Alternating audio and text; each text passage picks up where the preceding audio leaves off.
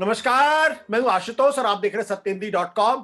सत्यहिंदी.com के खास कार्यक्रम आशुतोष की बात में आपका स्वागत है। आज हम बातचीत करेंगे प्रभु चावला से, न्यू इंडियन एक्सप्रेस के एडिटोरियल डायरेक्टर। और ये कह सकता हूं कि लगभग 20 सालों से मेरा उनका संपर्क है और मैं उनको बहुत अच्छी तरीके से जानता भी हूं। ये जानता हूं कि हिंदुस्तान के चंद उन पत्रकारों में से हैं जिनसे ज्यादा संपर्क, नेटवर्क और जानकारी राजनीतिक गलियारों में क्या हो रहा शायद ही किसी को होगा। तो प्रभु जी, आपका बहुत बहुत स्वागत है हमारे इस खास कार्यक्रम में। मेरा पहला सवाल ये कि ये जो किसानों का आंदोलन चल रहा है, ये लंबा खिंचता जा रहा है। ऐसा लग रहा है जैसे कि सरकार इसमें फंस सी गई है। नहीं, फंसी नहीं। अभी तो अब जब देखेंगे आज की स्टेटमेंट राजनाथ जी की देखेंगे तो उन्होंने कहा कि किसानों को कभी खालिस्तानी नहीं कहना चाहिए। तो इसका मतलब ये है कि सरकार की तरफ से कोई नरम रुख है और रियलाइजेशन हो रहा है कि हमारे नीचे के जो व्यक्ति, क्योंकि इस पार्टी के अंदर के ऐसे लोग भी घुस गए हैं जिनको लगता है कि गालियां देने से प्रमोशन जल्दी होती है। अब रियलाइजेशन हो गया कि आप हर एक आंदोलन को एंटी नेशनल या कुछ कह करके बदनाम नहीं कर सकते। ये रियलाइजेशन हो गया और किसानों ने एक जम के दिखा दिया, ना वायलेंस की उन्होंने जिम्मेवारी से सारा अपना केस बढ़ाया। तो लगता है कि उनका मॉरल प्रेशर सरकार के ऊपर इतना बढ़ गया कि सरकार को अपना रुख उनके प्रति एक कन्फ्रंटेशन के बजाय कंसेंसस कोऑपरेशन की बात करनी पड़ी। तो मेरे को लगता है कि ये किसान आंदोलन अब लगता है सुझाव की तरफ जा रहा है, अनलेस कोई बीच में पड़ने वाला है जिनका इंटरेस्ट दोनों तरफ है, उनको भी भड़काए रखो, इनको भी भड़काए रखो। उन लोगों को अगर निकाल दो जो ट्रैक 3 ट्रैक 2 पे चलते हैं कि हमने गाली दे दी और रोज आपने ट्विटर पे चला दिया, तो उनकी जब तक आप उनको बाहर नहीं निकालेंगे तब तक ये प्रॉब्लम सॉल्व नहीं होगी। तो मेरे को लगता है किसानों से बातचीत का दरवाजा खुला है। किसानों ने अपनी तरफ से, आपने देखा हो, किसानों ने खुद ऑफर किया हम बात करने के तैयार हैं। उसके बाद आप तो जर्नलिस्ट हैं, आपने काफी वॉच किया है। मैं हर चीज की स्टेट का और टाइमिंग की वॉच करता हूँ। आपने देखा होगा तोमर साहब ने परसों शाम को टीवी के अंदर आकर के क्या कंसेशन दिया, अनाउंस किया, किसानों ने कुछ नहीं कहा। तो एक अंडरस्टैंडिंग हो रही है कि किसान, सरकार कह रही है कि हम देखो कंसेशन, पहले तो कह रहे थे हम नहीं देंगे कुछ भी जो भी करना है। अब उन्होंने कहा कि हमने दो कंसेशन की बातें मान ली है। किसानों ने कुछ उसके ऊपर रिएक्शन नहीं दिया। तो ना कोई ना कहा ना हाँ की उन्होंने। पहले वो कहते रिपील करोगे तब हम आएंगे आपके पास, बिना रिपील करने चले गए। सरकार ने कभी नहीं कहा आने से पहले कि हम रिपील नहीं करेंगे, कि हम इसके अलावा जो बात करना है कर। तो इसलिए कहीं ना कहीं जो बीच में लोग पड़े हुए हैं उन लोगों ने कहीं कॉमन ग्राउंड ढूंढा है कि बातचीत तो शुरू हो। अब किसानों के साथ 31 दिन के अंदर उनका दम इतना था, उनकी सपोर्ट इतनी थी, चाहे वो संख्या कम रही हो, परंतु पंजाब और हरियाणा के फार्मर जो हैं लगभग 70-80% गेहूं चावल प्रोड्यूस करते हैं, तो उसको कैसे इग्नोर कर सकते थे? सवाल ये कि ये अभी आंदोलन 1 महीने से ज्यादा हो चुका है, अभी भी उनके जो 2 मुख्य मांगे हैं उन पर वो अड़े हुए हैं। एमएसपी को बाध्यकारी करिए और तीनों कानून को वापस लीजिए। अगर ये लंबा खिंचता है, आपको क्या लगता है इससे सरकार को फायदा होगा या नुकसान होगा? बीजेपी को पॉलिटिकल पार्टी के तौर पर फायदा होगा या नुकसान होगा?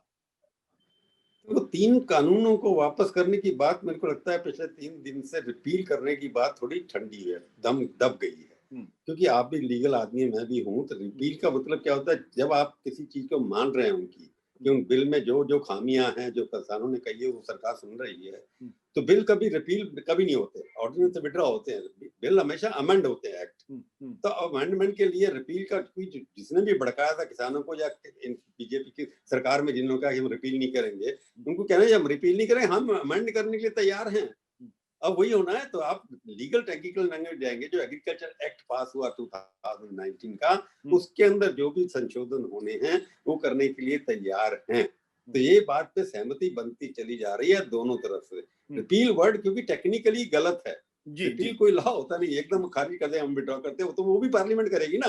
तो पार्लियामेंट के अंदर जब आप जाएंगे कि 219 I move the following amendments to 1929 agriculture amendment bill, जो भी नाम है उसका।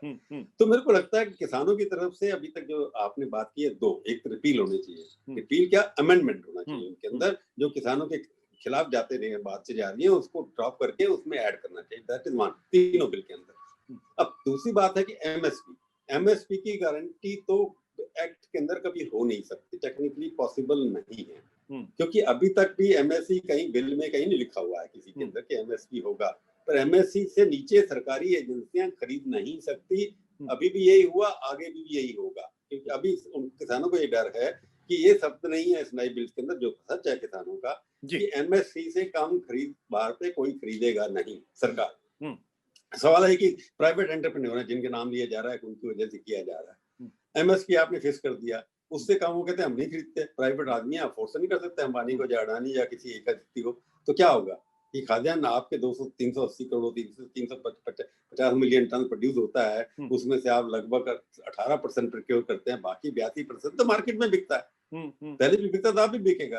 तो अब ये है कि कोई भी एमएसपी एक शब्द ऐड कर दिया जाए कि सरकारी एजेंसी कोई भी एमएसपी से कम नहीं खरीदेगी, उसी में लगता है पर्पस सर्व हो जाएगा उनका, कि अभी तक वेग है, उनको लगता है ऐसा वेग है कि एमएसपी से कम खरीदेंगे, क्योंकि जब एफसीआई डर ये है कि एफसीआई खत्म हो जाएगी, फिर बाकी लोग आकर के प्राइवेट प्रोक्योर करेंगे, उसकी गारंटी चाहिए थी उनको कि एमएसपी पे कौन खरीदेगा। जब आप फूड कॉर्पोरेशन ऑफ इंडिया बंद कर देंगे या आप नेफेड बंद कर देंगे या पंजाब की एजेंसी बंद कर देंगे, तो उसका मैकेनिज्म वो पूछना चाहते हैं कि सरकार में ऐसी मल्टीपल एजेंसी होनी चाहिए जिनके पास जाकर के हम एमएसपी पे खरीद सके। उनको अब ये शक है कि एमएसपी पे तो माल खरीदा ही नहीं जाएगा, तो वो गारंटी चाहते हैं कि जितना माल अभी हम एमएसपी बेचना चाहते हैं उतनी वहां की सरकारी एजेंसी जरूर खरीदेंगी, प्राइवेट तो नहीं खरीद, दबाव डाल नहीं सकते इनके ऊपर। तो इस पे मेरे को लगता है सोल्यूशन कोई ना कोई निकल आएगा। दूसरा इलेक्ट्रिसिटी सब्सिडी जो है वो तो अलग से बिल है, वो आ जाएगा। बट आप ये जानते हैं तो पॉलिटिकल इश्यू है ना,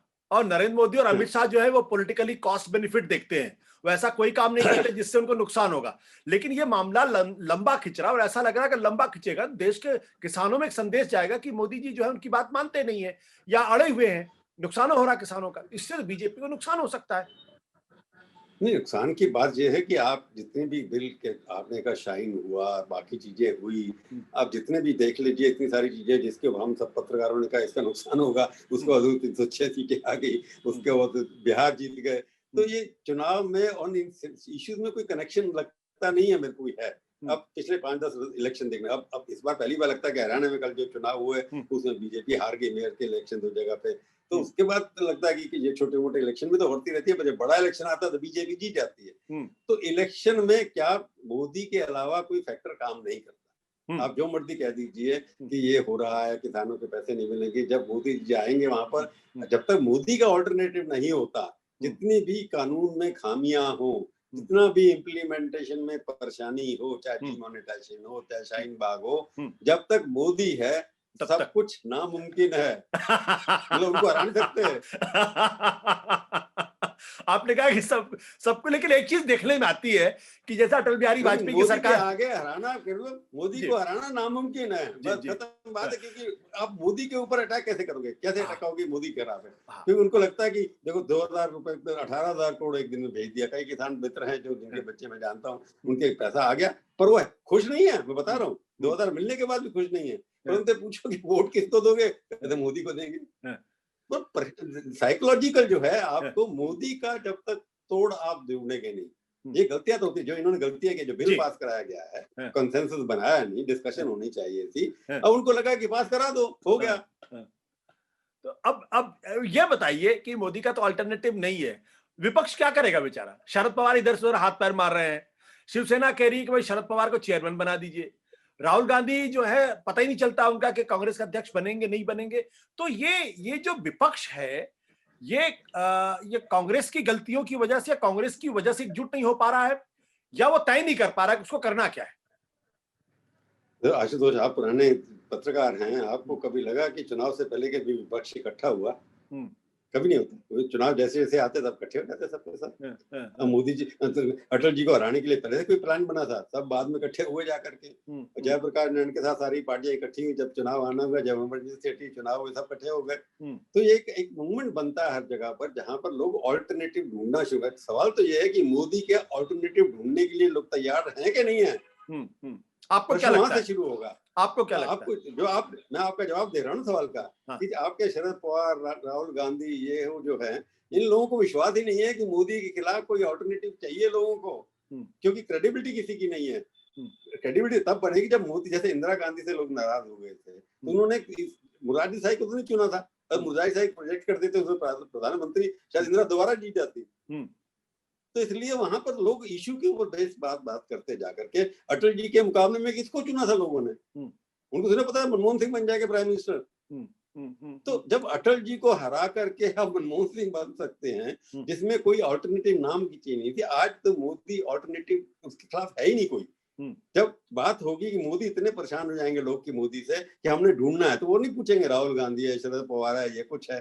तो शरद पवार पुराने खिलाड़ी हैं, 80 साल की उम्र की होगी है, अभी भी उनका नाम लोग ले रहे हैं, तो उन्हें कोई ना कोई वैल्यू है। सवाल ये है कि अगर शरद पवार भी करें इकट्ठा करके, किस बात के लिए कहें कि मोदी ने क्या किया, कन्विंस करिए ना पहले लोगों को। बिल्कुल। अभी तक ये लोग जो हैं मोदी पे पर्सनल अटैक करके इश्यूज पे नहीं करना चाहते। किसान आंदोलन एक अच्छा इशू है जिसके ऊपर लोग इकट्ठे हो गए, सारी पार्टियां इकट्ठी होगी, जिसकी वजह से सरकार के ऊपर दबाव बना और सरकार को झुकती दिखाई दे रही है। ऐसे ऐसे किस्से जब आएंगे जिसमें आम जनता शामिल हो जाएगी, तो अब लगता है ऑपोजिशन लीडर कुछ भी करें अपने आप जीत जाए। अब हरियाणा में छोटे इलेक्शन जीत ही गए, कर्नाटका में ऐसे इलेक्शन काउंसिल के हारते जा रहे हैं इलेक्शन।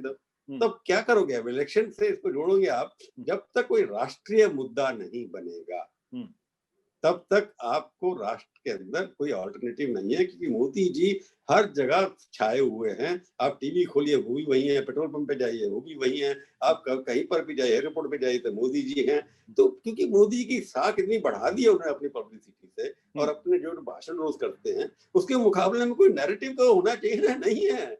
बट ये बताइए आप मुझे बताइए, आपने इंदिरा गांधी का जिक्र किया, तमाम लोगों का जिक्र किया आपने, कि देश की अर्थव्यवस्था की हालत तो बहुत बुरी है। चीन भारत की सीमा में आके बैठा हुआ है, नेपाल से भी हमारे रिश्ते खराब हैं और बांग्लादेश से भी हमारे रिश्ते खराब हैं। वैसी स्थिति में कौन सा जादू है जिसकी वजह से लोग अभी भी नरेंद्र मोदी पर विश्वास करते हैं? कोरोना से लोग मरते हैं, हजारों किलोमीटर लोग चलते हैं, फिर भी वोट देते हैं। ये क्या लगता है? जीत जाते हैं, ये बिहार जीत जाते हैं, और बिहार में जीते हैं, जाके लोग सबसे ज्यादा गए वहां। तो ऐसा लोग पैदल चल के गए, सब बिहार में गए, और बिहार वालों ने मोदी जी की पार्टी दिला दी, वो 2 बार गंवा गए, सारा पलट गया उस इलाके में। क्या आपको क्या लगता है, क्या खास बात, प्रचार है या कुछ और है? नहीं, प्रचार नहीं है, संगठन। मोदी जी ने क्या किया है, मोटिवेट वर्कर को कर दिया है। एक तो हिंदू वर्ड जो है ना, उन्हें हिंदू को पहली बार कहा कि मैं हिंदू होने में मेरे को गर्व है। आप इस बात को अंडर एस्टिमेट कर रहे हैं कि हिंदू जो है पिछले 50 साल में ऐसा लगता था कि मैं एक अपीजमेंट का विक्टिम हूँ। सच है या झूठा मैं उसके ऊपर नहीं जाना चाहता। तो हिंदू को पहली बार लगा कि एक व्यक्ति हमारा प्रधानमंत्री आया है जिसको हिंदू कहने में गर्व है। हालांकि कहते नहीं हो अपने आप, पर वो जो काम जो करते हैं वो लगता है हिंदू एक मैसेज देते हैं हर जगह। तो जो हिंदू हैं किसी कास्ट के हो, अगर आप डीमोनेटाइजेशन की जब दिखाई थी आपने, सब लोगों ने, हमने भी दिखाई थी कि कितने मर गए लोग, क्या हुआ, ऐसा लगता था कि शादियां नहीं हुई, गरीब आदमियों की, पैसे नहीं है। उसको यूपी में इलेक्शन हुआ, 300 से ज्यादा सीटें मिल गई। तो कहने का मतलब ये है कि मोदी जी के ऊपर विश्वास जनता का है। मोदी जो भी करते हैं उनकी जो मन की है कि मन के पब्लिक को भला होना चाहिए, स्वच्छ भारत होना चाहिए, डिजिटल इंडिया होना चाहिए, क्लीन इंडिया चाहिए। आप इस नारे से सहमत नहीं हो सकते ना। आयुष्मान भारत होना चाहिए, इस नारे से क्या आपकी सहमति होगी? आपकी सहमति होगी इम्प्लीमेंटेशन नहीं हुआ। आपने कहा अर्थव्यवस्था ठीक नहीं है, जब कह रहे हैं आप, तो मेरे को अर्थव्यवस्था अगर ठीक नहीं है उसका रिफ्लेक्शन कहीं ना कहीं सोसाइटी में प्रदर्शन के रूप में आना चाहिए। अनएम्प्लॉयड लोग सड़क पे आने चाहिए, वो भी नहीं आ रहे। तो जो पब्लिक एंगर होना चाहिए अर्थव्यवस्था ना होने ठीक होने का, वो पब्लिक एंगर इसलिए नहीं है क्योंकि लोगों को लगता है कि मोदी जी तो हैं, कुछ ना कुछ हो जाएगा। तो ये मोदी जो एक मैजिक है, जो एक साइकोलॉजिकल प्रेशर बना हुआ लोगों के ऊपर कि मोदी जी चलो 2-4 साल कोरोना आ गया इसलिए अर्थव्यवस्था खराब होगी, पहले डीमोनेटाइजेशन आया कि थोड़े दिन चलेगा ठीक हो जाएगा, चलो गरीब आदमी के पास तो पैसा नहीं था, अमीर आदमी का पैसा मोदी ने छीन लिया, ये एक इंप्रेशन छोटे लोगों में बन गया था। तो उसकी वजह से उनकी साख बनी है। तो मोदी जी की साख के आगे आप जब तक उनकी साख, उनकी क्रेडिबिलिटी के ऊपर अटैक नहीं होगा और उसके लिए सॉलिड रीजन नहीं होंगे, तब तक आप जो मर्जी ऐसी चीजें आती रहेंगी, किसान आंदोलन होते रहेंगे, उसके बाद सरकार उनकी बनती रहेगी। आप क्या करेंगे? ये आपको क्या लगता है, क्या राहुल गांधी कांग्रेस के अध्यक्ष बनेंगे? देखो, कांग्रेस के पार्टी का तो ऑप्शन नहीं है, वो गांधी के अलावा चल नहीं सकते। गांधी जो है उसका कारण ये कि कांग्रेस पार्टी टूटी फूटी है अभी भी। 2 नेता, 4 नेता दिल्ली में बैठते हैं, 2 दूसरे घर में बैठते हैं, बात नहीं करते एक दूसरे से। परंतु जब कोई नेता कौन बने, फिर वही गांधी पे आके टक जाते हैं, क्योंकि आपस में एक दूसरे के अंदर राष्ट्रीय नेता बनने लायक कोई खड़ा ही नहीं हुआ अभी तक। बीजेपी के अंदर आप देखते हैं कि मोदी सामने आ गए, उसके बाद कई अमित शाह दिखाई दे रहे हैं, राजनाथ सिंह दिखाई दे रहे हैं, तो आपको लगता है वहाँ नेशनल नेता बहुत है। कांग्रेस पार्टी के अंदर कोई भी नेशनल नेता बनाने की 60 साल की सत्ता रहने के बाद उनको एक लग गया, सत्ता का भोग बन गया, तो नेता कैरी नहीं कर पाए। तो कांग्रेस के अंदर कोई भी राष्ट्रीय अध्यक्ष बनने के लिए क्वालिफाइड नहीं है।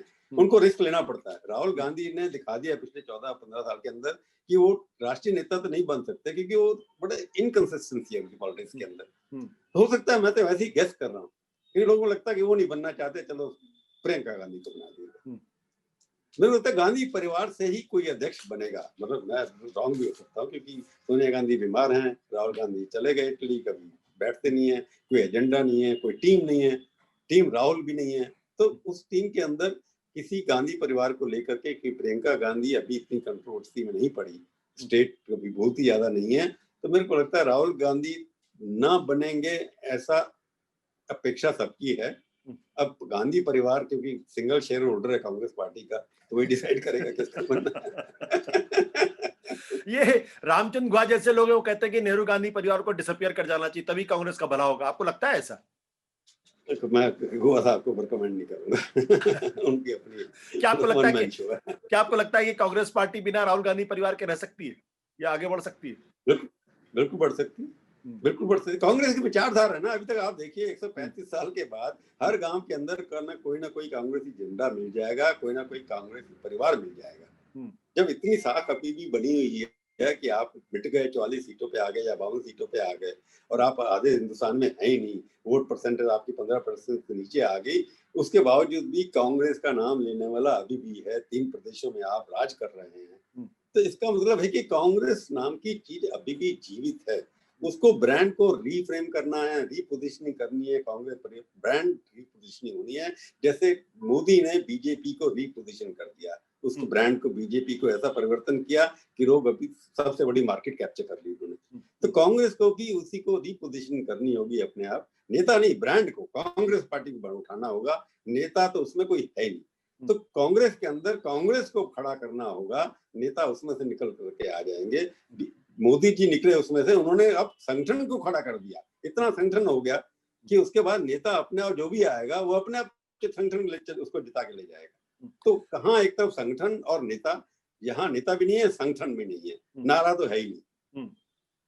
तो क्या लगता है आपको, कांग्रेस खत्म हो जाएगी?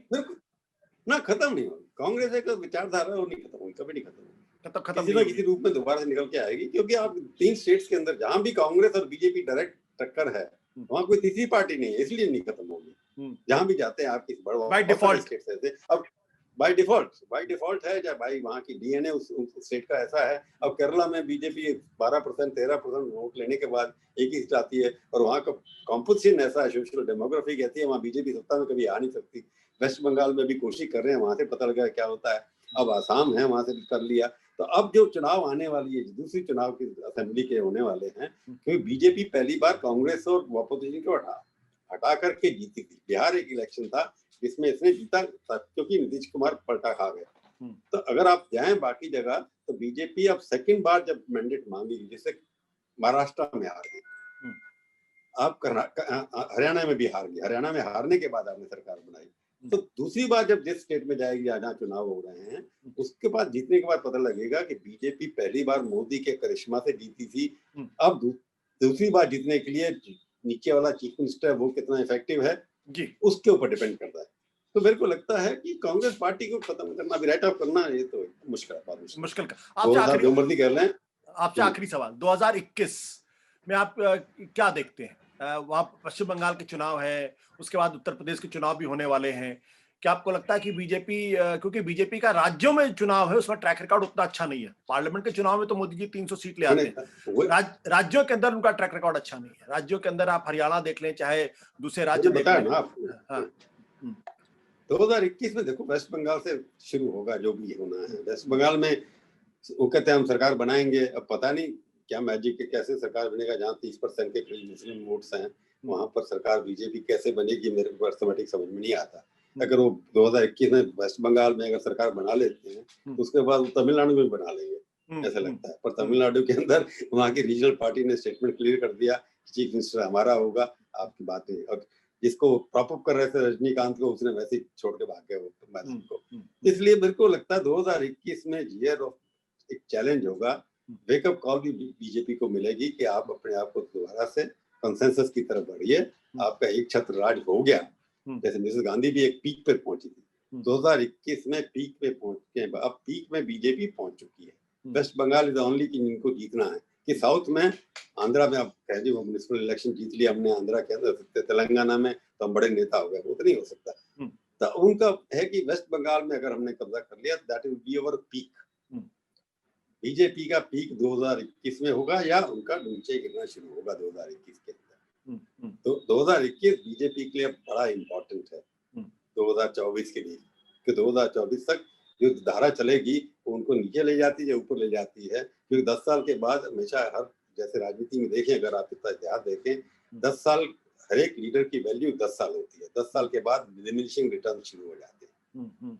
जब हम देखें मैं अपना लोभ संवरण रोक नहीं पा रहा हूँ। मुझे लगता है कि योगी आदित्यनाथ के बारे में एक सवाल जरूर पूछ लेना चाहिए था। इनका क्या भविष्य देखते हैं? जिस तरीके से पूरी तरीके मतलब मोदी से एक कदम आगे बढ़ के हिंदुत्व की बात कर रहे हैं, लव जिहाद जिस तरीके से लागू कर रहे हैं, अदालतें लव जिहाद के सारे मामलों को खारिज करती जा रही हैं, लेकिन वो तेजी के साथ अपने को बढ़ाने की कोशिश कर रहे हैं। क्या उनके प्राइम मिनिस्टर एस्पिरेशंस लगते हैं आपको? क्या वो बीजेपी में मोदी की बात के नेता बनने वाले हैं?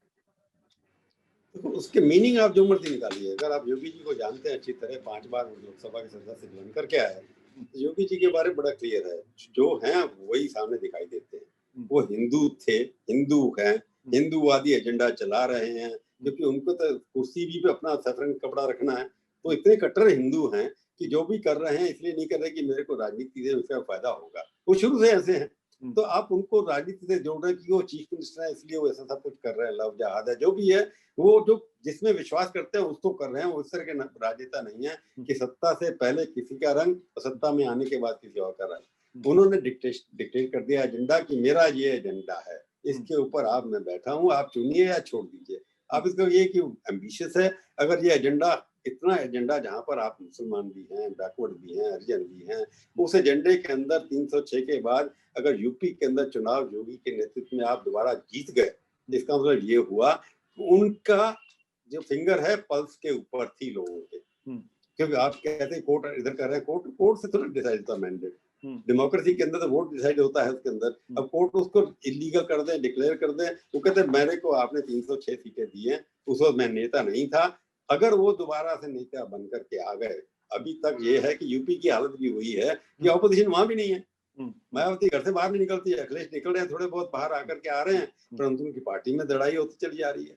तो वहां पर अगर डायरेक्ट फाइट होगी, कांग्रेस वहां एग्जिस्ट नहीं करती है, तो वहां पर अगर मोदी, आप कह सकते हैं कि योगी जी की महत्वाकांक्षाएं हैं, अगर वहां पर देखो यूपी के बिना सरकार यहाँ नहीं बन सकती, बीजेपी के एटलीस्ट, बाकी पार्टी की तो बन जाती है। तो अगर योगी जी जिताएंगे आप वहां को पार्टी पे, तो 2024 के अंदर योगी ही किंग मेकर होंगे। क्योंकि पिछली बार तो मोदी जी ने जिताई थी, अब योगी जी जिताएंगे, इसकी वजह से हो रहा है। तो आपका ये कहना कि बन सकते हैं या नहीं बन सकते, हर आदमी बनता है, प्राइम मिनिस्टर बनना चाहता है, तो अगर वो भी बनना चाहते हैं तो इसमें बुरी बात क्या है? तो राजनीति में इज ये सीरियस क्लेमेंट? नहीं, सीरियस क्लेमेंट तब होंगे जब 2022 का चुनाव जीतेंगे। अभी आपको लगता अमित शाह सीरियस क्लेमेंट है? अभी तो अपना हिंदी, अभी तो वो राम राम की धुन गाए हुए हैं। उनका मतलब है कि जो गऊ है मेरे लिए उसके पास गऊ पूजा, राम पूजा। नहीं, मैंने सवाल पूछा क्या अमित शाह भी सीरियस क्लेमेंट है नंबर 2 आफ्टर मोदी? नहीं, उसको होता, आप इधर से उधर जा रहे हैं, इमेजिनेशन तो आप कर देंगे कि क्यों नहीं कहीं भूपेंद्र यादव क्यों नहीं बन सकते, कार्यकर्ता वहां तो कोई भी बन सकता है। अमित शाह मैंने कहा कार्यकर्ता कोई भी बन सकता है, वो भी कार्यकर्ता है। उन्होंने पार्टी खड़ी की है, इतनी बड़ी, सबसे largest single party in the world. Amit Shah को क्रेडिट मिलता है, पर संगठन तो उन्होंने ही खड़ा किया है ना। तो ठीक है, आप तो देखिए, तो अब गोवा के अंदर मोदी जी को चुना था तो पार्टी ने चुना था ना। तो वहां तो जो पार्टी, इस पार्टी में तो क्या कब होगा इसके बारे में प्रेडिक्शन बड़ा गलत है। बिल्कुल, बहुत बहुत शुक्रिया सर हमसे बातचीत करने के लिए। थैंक यू सो मच और happy new year. Thank you. सत्य हिंदी का ऐप डाउनलोड करें गूगल प्ले स्टोर पर।